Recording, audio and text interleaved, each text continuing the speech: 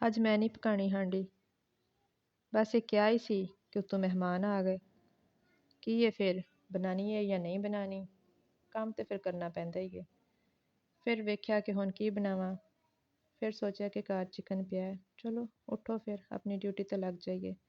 ਬਸ ਫਿਰ ਚਿਕਨ ਕੱਢਿਆ ਔਰ ਮਸਾਲੇ ਬਣਾਏ ਅਤੇ ਫਟਾਫਟ ਪਕਾਉਣਾ ਸ਼ੁਰੂ ਕਰ ਦਿੱਤਾ।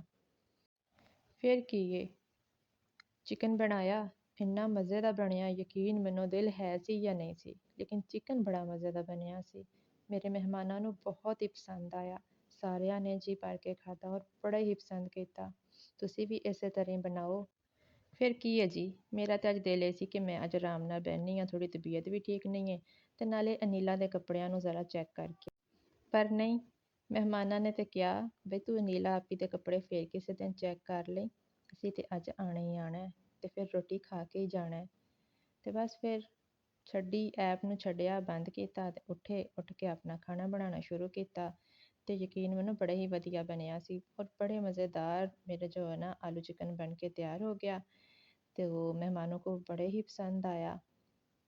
تو جو ہے نا آپ بھی بس بنائیں اور مہمانوں کو خوش کریں، خود خوشگوار ہوں یا نہ ہوں، بس ہانڈی خوشگوار بنائیں اور مہمانوں کو خوش کریں۔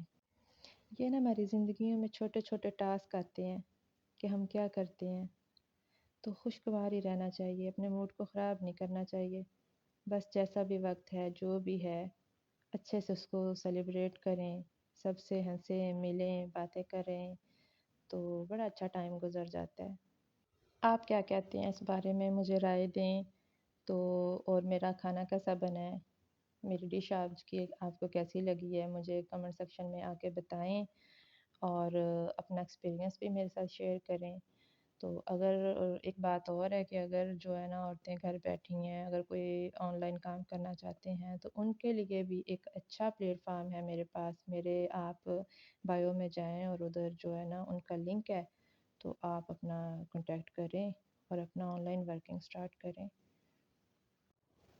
لیں جی، ادھر ہماری ہانڈی بھی بن کے تیار ہو گئی ہے، تو بڑی ہی مزے کی لگی، اچھی لگے تو لائک اور سبسکرائب کر دیں۔